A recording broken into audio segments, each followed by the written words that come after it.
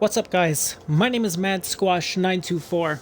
Welcome back to another episode of Night's Call. This is now part 22 of our Let's Play thus far. If you guys have seen this game up until this point, you know we have completed the scenarios of the Judge and the Angel of Death. This is now the final one that we're going to do. This is called the Sandman, where the victims may feel random at first, but there is a connection, yet the motives might be hard to find. It's a dark and twisted case.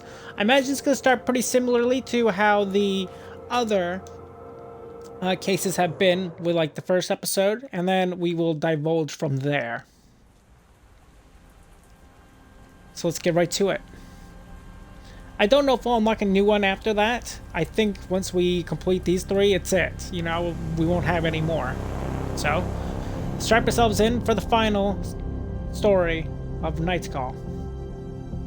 Hopefully we'll see new faces that we haven't seen before, because that's the objective for this run-through.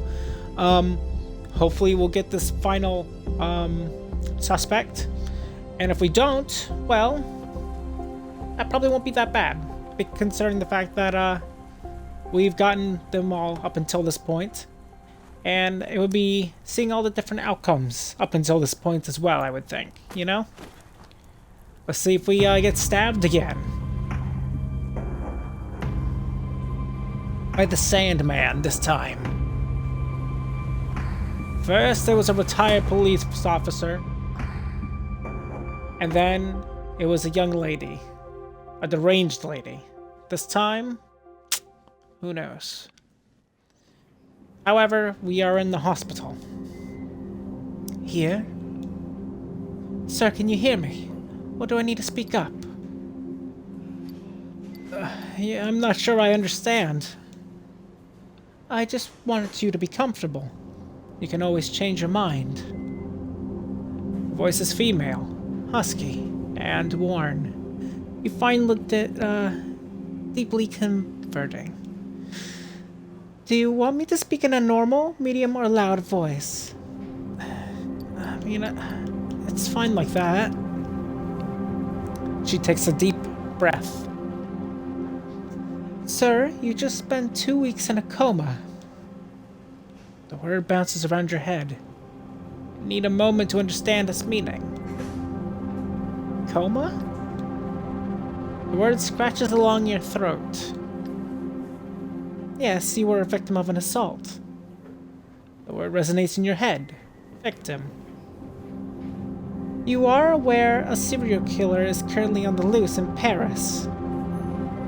You feel the contents of your stomach crawling up your throat. The one the media are calling the Sandman shot you before escaping. You were deprived of oxygen for several minutes, and we chose to put you in an induced... Her voice becomes more distant. Fades. You taste bile at the back of your mouth. Your head is burning. You hear a whistle in one ear. Your fingers move to your wound. Underneath the bandages, you can feel hard skin. It is incredibly painful. Did they, I'm sorry? Did they catch the Sandman? Yeah. You nod. No.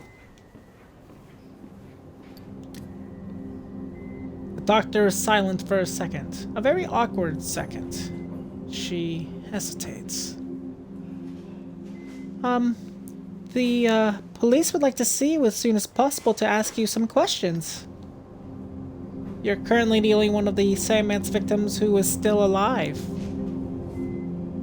The noise in the hallway attracts your attention. You try to turn your head, to no avail. You need rest. She leaves the room. Her voice resonates in the hallway. I don't care, he's the only witness, Another female voice joins in, a strong, authoritarian voice. You can't clearly make up what she's saying. A strange feeling washes over you.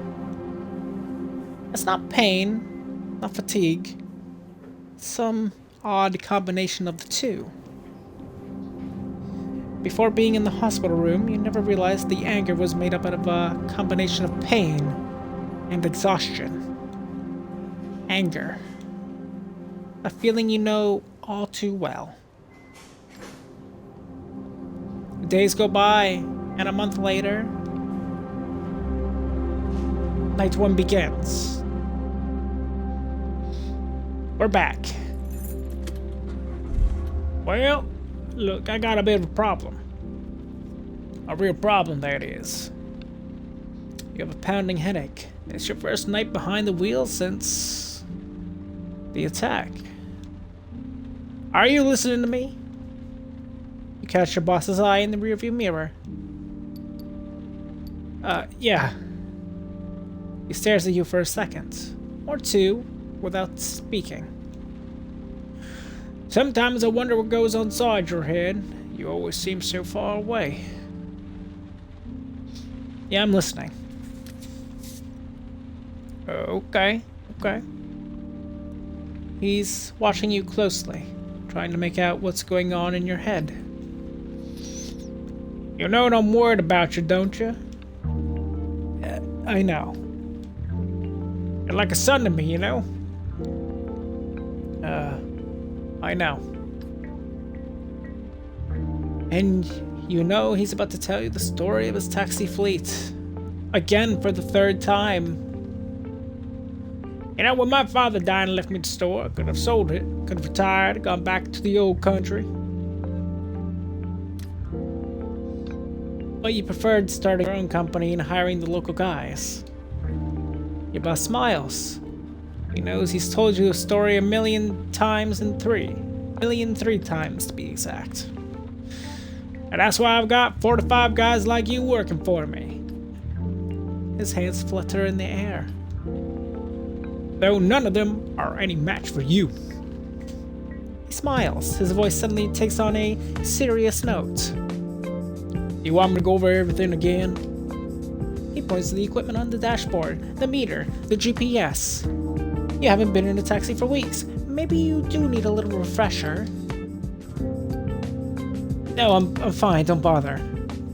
Your boss seems a little embarrassed. I mean, it'll take just a minute. It made me feel better. No, there's no need, really. He holds up both hands. It's no use. Okay then, fine. I know I can trust you, but I think everyone would be a lot happier if you took it easy for a while. He gives you a searching look, and then lets out a peculiar soft sigh. It ends on a high note. Anyway, let you get back to work. Every minute spent in your taxi is a minute lost. He gives you a smile, half ironic, half serious. Good night. Same to you and good luck. He'll spend the rest of the night dealing with problems and drivers. You wonder how and when the guy ever gets any sleep. Your boss opens the door and exits the cab. You watch him cross the street and enter the fleet garage. A couple of colleagues are milling about. Taxis are coming and going. They all ignore you, consciously or unconsciously. You are branded. You sit there a moment and then you turn the key in the ignition. The hum of the engine sends a tingle down your spine. It's impossible to describe how you missed that feeling. It's back to the night shift, and back to life. Despite the attack. Despite it all. Okay. We actually get to go and get some customers now? Bustet's not going to show up this time? I thought she would have. That's interesting. Well, immediately I noticed this person is very new. I know I haven't seen them. I haven't picked this one up. And I keep not picking that one up. You're new. You're not, I don't think. You are definitely not new. I've seen you literally every time. I think I've seen you. I'm not sure if we actually picked her up before. But I know we've seen that lady. There she is. Yeah, okay. We have met her. Let's do the old lass in the back. I assume it's a lady.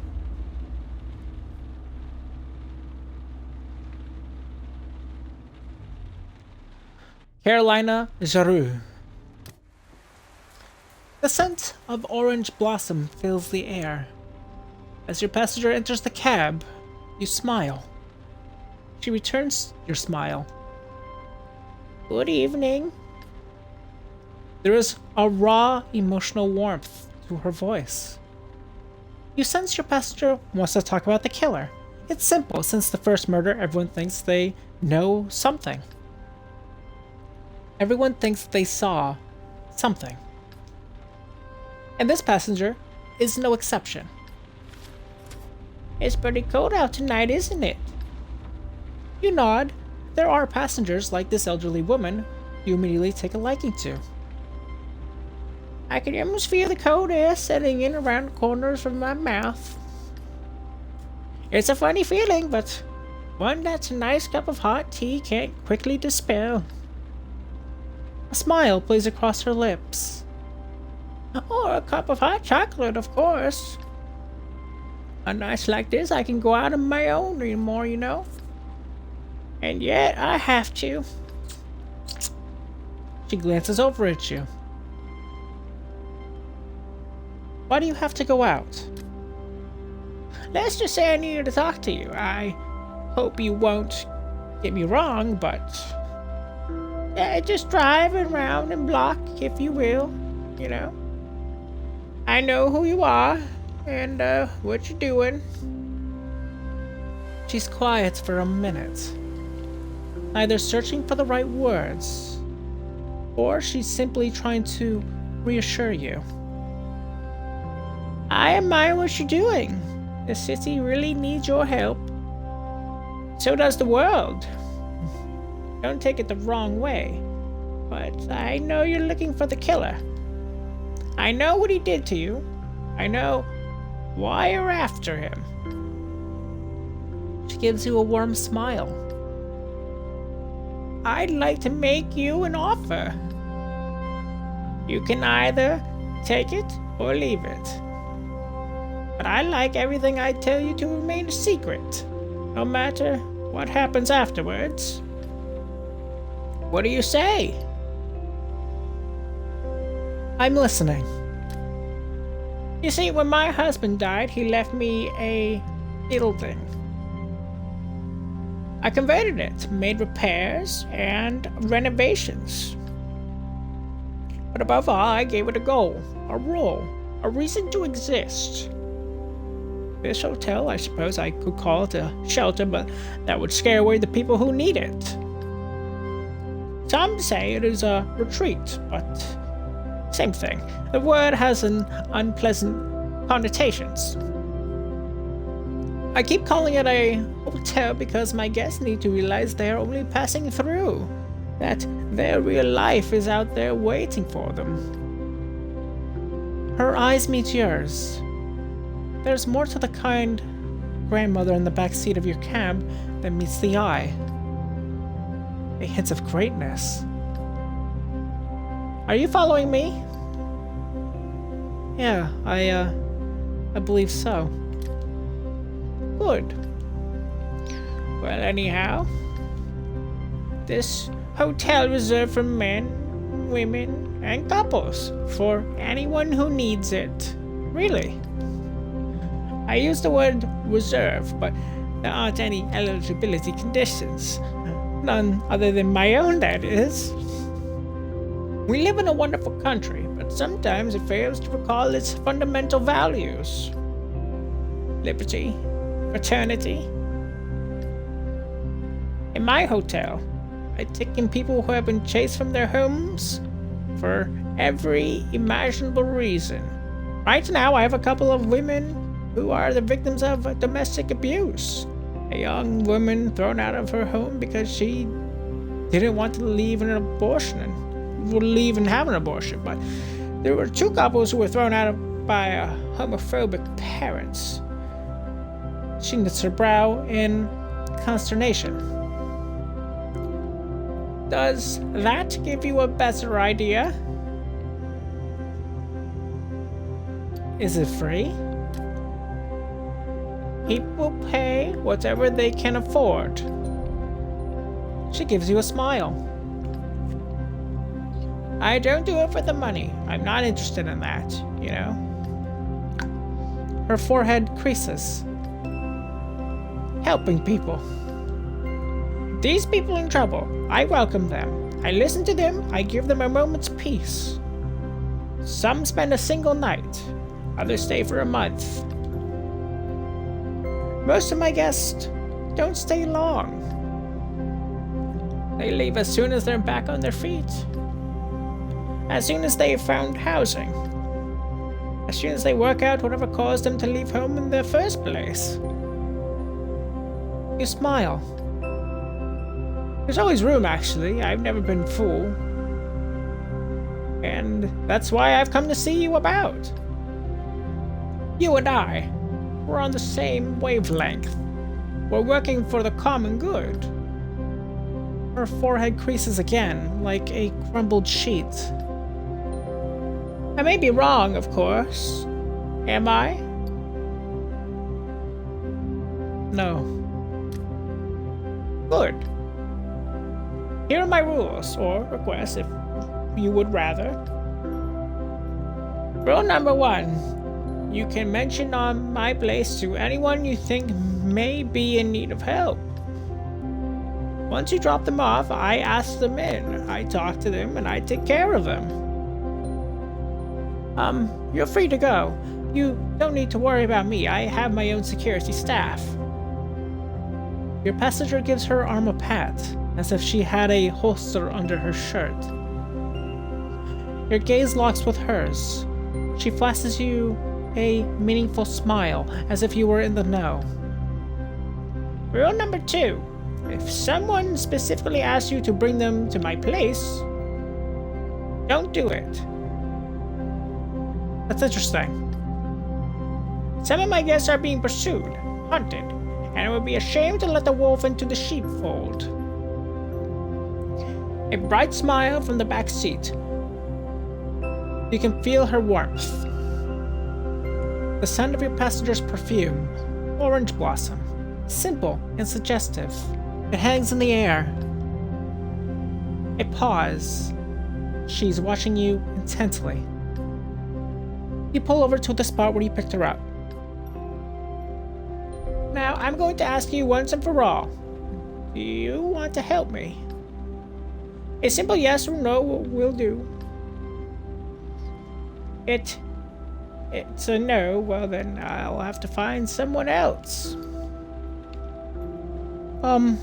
I have a question. No questions asked. I've told you everything you need to know. You take it or leave it.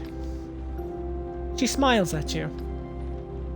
So, what do you say? Yes. A smile lights up her face. Here is my card. She hands you the money for her fare, along with her business card. You and I are going to do great things together. I can feel it. She exits the cab, a little squeal escaping her as the cold strikes her full force. Good night and try to stay warm. She vanishes down a nearby street. You sit there for a moment, business card in hand. As you start the cab, a slow smile spreads over your face. Wow. We have another objective other than just finding the Sandman, it seems. Actually, so far, Bussa hasn't even came to us as of yet. However, we have our possible first suspect, if that's bordering yellow. Actually, if we look at the passenger thingy, we have met this person before. A cat walks in front of your cab. It shines for a minute, and a second later, it is gone. I'm curious who the Sandman will become. Geraldine Zamor. You pull up in front of La Pierre, a starred restaurant you've heard a lot about. Two women are waiting out front, standing a ways apart. The first one is one of your suspects. You recognize her face right away. She's connected to the hedge fund that managed down the Albatross, the apartment building that burned down. The second woman you never even seen before. She's wearing pajamas. She has a dumb smile on her face. They hug each other goodbye in an oddly distant way. The first leans over to your window. We're going in two different directions. Cold, blunt voice. You could tell by her tone she's trying to impress the other woman. I'm going to Saint Germain and she's going to Etoile, Avenue de la Grande d'Ami. Both women look at each other. Go ahead, it's better you go first. You might catch a cold otherwise. You sure? Completely. Her friend comes over and opens the door. Thanks for tonight. I really needed someone to talk to. It felt good to finally be able to say, my thoughts exactly. I'm going to think about your offer and I'll call you, okay? The woman getting in your cab gives you her address. She waves to her friend on the sidewalk. You start driving and glance in the rearview mirror. She's wearing makeup, but her hair is a mess. The coat she's wearing is obviously very expensive, and covering some kind of polar fleece pajamas. She turns to you with an odd look on her face. Having a good evening? You nod, slightly surprised by her tone. She sounds like she just won millions by playing the lottery. Mostly calm. This is a pretty quiet neighborhood. Restaurants around here close late. That helps. She nods slowly. Actually, I was just at La Pierre, one incredible restaurant. Do you know it? I've heard of it. Oh yeah? She seems generally interested. We tend to find out about good spots like that, you know, dropping tourists off or picking them up. Handy. Her smile is starting to make you uncomfortable. Yeah, I was thinking you must meet all sorts of people. All shapes and forms, yes. Must be refreshing. Nights after nights, new faces, new stories. You look like you're in an awfully good mood. Yes. Her face lights up. Yes, actually, fabulous evening. Excellent restaurants. Great wine. Not to mention a winning plan. A plan. Yes, a plan. Scheme. A plot of sorts, if you would prefer. She leans forward slightly. Tell me, have you ever wanted to take revenge? Her attitude suddenly seems scary. Your blood freezes before you can react. She continues. I recommend it. It's an absolutely incredible sensation. I've never felt so good. She heaves a satisfied sigh. That woman you saw back there, her name is Anita. A few months ago, she destroyed everything I built for myself. When my father passed away 10 years ago, I found myself in charge of this candy business. A tiny shop, a horrendous kitchen. I had to fire half the people on payroll, and I poured every cent I had into it. Got into organic local products, and 2 years later I had 7 boutiques in and around Paris, 14 total in France. Les Confiseries du Marais, you heard of them? Not sure. No big deal. Well, it's all me. Her face clouds over for a second. I mean, it was all me, since it was such a huge success. Since we needed to open more shops, I looked for investors. Little by little, my tiny business had become huge, and I had to add more people to my board, and that's how I met Anita. Her voice reminds you of an Arctic wind. Anita and her investment fund. Sounds like the title of a children's book, but a twisted, unsavory one. She sighs again. Sadly this time. I was fired from my own company 4 months ago.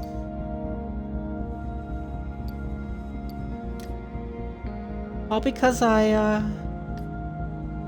eyes wander for a while. All because I didn't want to sell to a big group. I didn't want to franchise. I just wanted to sell really good candy. Succeed in the wake of my father's failure. She looks at you straight in the eyes. I made a mistake. When they gave me the boot, I pretended to save face. I pretended it was the best thing for me and my family. More time to spend with my children. She takes a long pause. I lied. She looks away. I felt so ashamed. Like I was less than human. A dirty rag you throw out without a second thought. She snickers. You have a moment of doubt about her. And one of your suspects. The very next day, I was contacted by an association fighting to prevent tax fraud. And she stops talking when she sees confused expressions on your face. It's complicated. I'm sort of a Trojan horse pretending to want to sell my remaining shares to pull them into a trap. Tonight, after hesitating for weeks, she finally took the bait. I feel like a spy. A spy dressed like a bum. She points to her pajamas, her boots, her hair. The look on the waiter's face when he saw me. She giggles. I gave Anita an Oscar-winning performance. I told her I wanted to sell what I still had, get the hell out of this shitty country. But that, I wanted things to be handled discreetly without making a fuss, without having to pay out the nose. And then she said okay, asking me to contact her specialist. She bursts out laughing. If my plan works, Les Confidences du Marais will disappear. It's the price of revenge. She sits up in the back seat. Exactly. The price of revenge. That's exactly what it is. I'll see this thing through and make them pay. She waves her hand to put an end to your conversation. She's noticed something down on the street.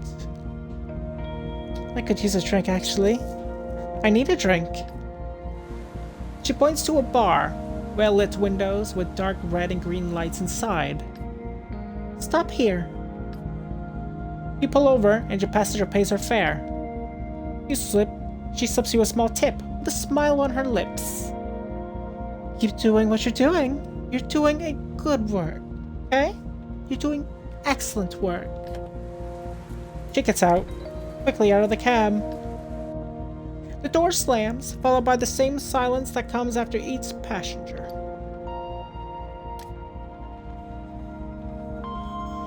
You lean over, catch the glimpse of, I can't read, the achievements in the way. Thank you. You lean over to catch a glimpse of her. Her get-up makes an impression on some of the people in the bar. She walks straight up to the bar and raises 2 fingers with the kind of confidence only a regular can have. You sigh. You turn the key in the ignition and start driving. The door suddenly opens and a woman gets into the back seat. Having a good night? For a second you freeze. one of the cops on the Sandman's case. She grins at you. Her voice creaks. You remember seeing her at the hospital. Something already bothered you about her there. You know, it's actually pretty crazy for weeks. I've been saying to myself there's something off about you, something not so nice. I dug around, mulled it over, bugged on my fellow cops about it because I was so sure you lied to us. She had a cold sneer on her face.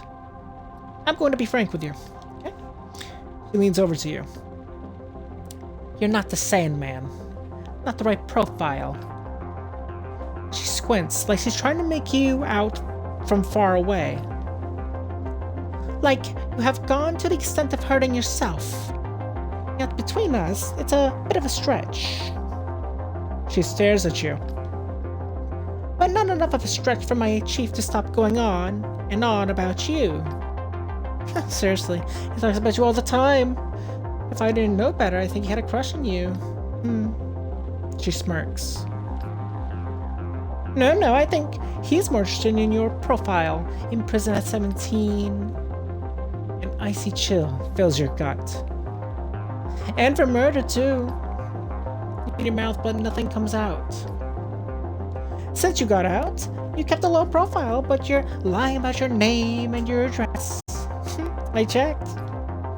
That's normal, you'd say, if you get a word of your time served, no loan for your permit, no lease for your car. Meaning no second chance at life. Her voice becomes softer, almost warm. I personally like guys who want a second chance. No, I like guys who fight for a second chance. Basically, I like the guys who are willing to work for me. She leans forward, her shining cat-like eyes narrowing. Let's see, my chief wants you to go to the prosecutor with a first and last name with evidence. Actually, knowing him, he's not so hot on evidence. So I'll give you info. Some suspects, medical reports, some photos that are a bit... She makes a gagging noise. You have to be discreet. Keep it between you and me. Interrogate, ask questions, and dig around. I'm not a cop. She shrugs. Don't worry, you are already keener than half the squad. And don't forget, I'm not asking you to make an arrest and deliver the killer wrapped up with a bow in front of the station, okay? You're no Batman, you're just here to give me more information. She rummages around in her pockets for what seems like forever. Here, take my card. I'll call you in 3-4 days just to check in, and we'll chat. And I'll let you know if I have any new info. She takes on a didactic, paternalistic tone, like she was giving you a list of recommendations for the 100th time. 103 time, to be exact. Don't get caught. Don't get arrested. Also, I wouldn't recommend trying to leave Paris. I know what you look like, and I know who your friends are, okay? You can either be the solution to the problem or the problem, okay? My friend. It takes a minute to scan your face, your emotions. If I have to go check in on you-know-who. Her smile is biting. It reminds me. Do you know what you've done? That you've done time? You shake your head. She snickers. Oh, my dirty little dirtbag. You cover your tracks well. Yeah, I did what I could. Yeah, if you say so. She sighs in a tired, exaggerated way. Don't try to mess with me, man. If things don't go well, I'll turn you in. I'll send your picture to all my friends in the media and every asshole in Paris, and your picture with your name on it. Your real name. Anyone close to you will have their places searched, will be put under house arrest, and spend nights in jail. You have any idea how tense things are with that fucker's trial on the way? You sigh. You know just what she's trying to get at. Come to think of it, your last names are almost the same. You could be brothers, actually.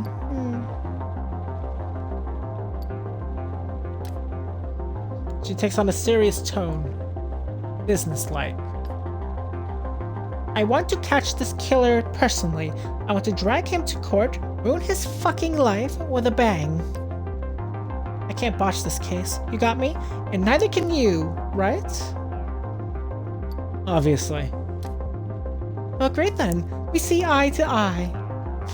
So, you can just say you're my informant, my CI.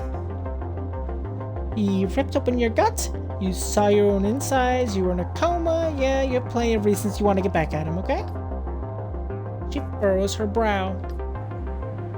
Yeah, I think you're actually going to do what I tell you to. You investigate, ask questions, listen to all the rumors, and you come up with a list of suspects. She lays her hand on the door handle and freezes. All right, and don't get fired. Without this cap, you're worth nothing to me. You glare at her. Fucking bitch. Yeah, whatever. If that makes you feel better. She puts her hand up and you can hear the words behind it. That this conversation's never happened. I'll make sure you get more intel tomorrow. I'll find a way. Until then. Not a word to anyone, obviously. Not a word. The door opens, squeaks, and slams shut. You sit alone for a while, teeth clenched, dry-eyed, ears buzzing. Shit. On the back seat, the cop left a pile of papers. Shit. Key ignition. Motor running. Radio on. Crackles. You turn it off and start driving. So, talking to passengers may unlock new documents and clues for your investigation. You will find them back at your studio after your shift.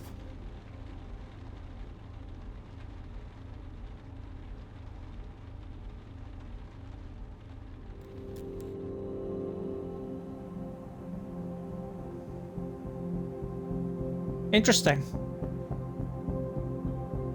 I don't think our shift is done.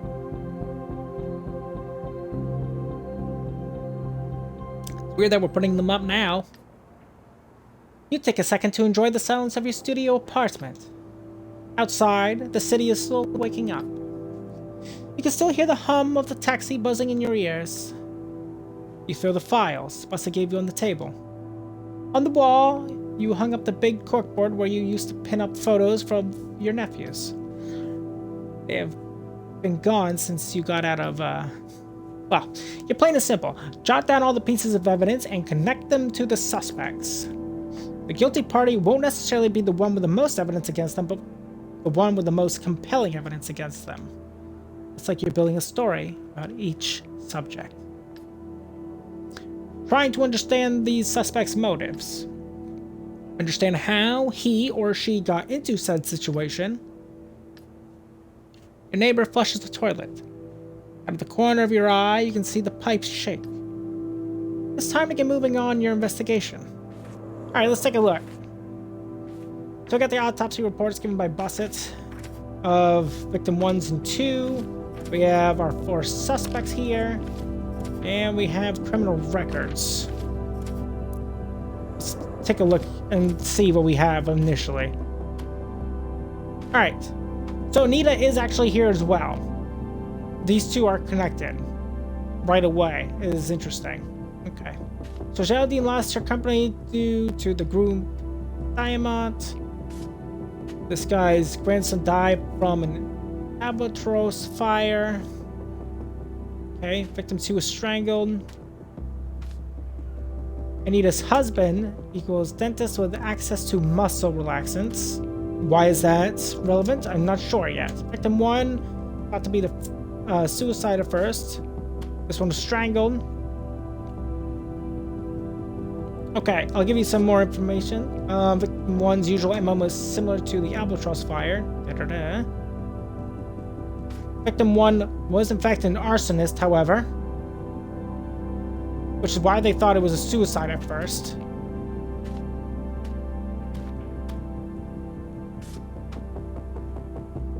Victim 3. We'll move Victim 3 over here for now. Victim 1. Actually, hold up. Let's move some of these over. Sorry, but today's a bit of an extra long episode. We'll take a look at all these documents and see what we got going on, and then end it on day 2. Okay. So victim 1 has burn marks on the body, done while he was alive. Victim 2 was found... Tears were found on victim 2. Maybe it was the killer's victims. The killer's, excuse me. Sorry, it was maybe the tears of the killer. Victim 3, we see received death threats. Victim 1 used to work with the Mafia. I don't know why that's related to her. Described as a shark by rivals and friends, ruthless and ready for anything. It was linked to a Cornesian Mafia. I see. You know, so far, looking at all this information, this kid is the first victim, right? The grandson died from the Albatross fire, which is victim 1. However, there was burns on the body while alive. They thought it was a suicide at first because the guy was an arsonist, and victim 1's usual MO is similar to the Albatross fire. Yeah, it's similar to the Albatross fire in here. However, Anita has access to muscle relaxants, and victim 1 used to work for that Mafia that she's connected to. She could have drugged him, set that place on fire, made it look like a suicide, just based off of that. She also could have strangled them as well with the muscle relaxants. Interesting. And this one received death threats, which is, again, could be related from the Mafia here. So far it's looking like Anita's not a good person, but we shall see later on throughout the investigation. With a heavy hand, you wipe your tired face. You slowly open the sofa bed and lie down. The events of the day run through your head. The streets, the passengers, their faces, their problems. You open one eye. You find your studio calming. There's something special about living in a garage. Like yours is the last place before the sky starts.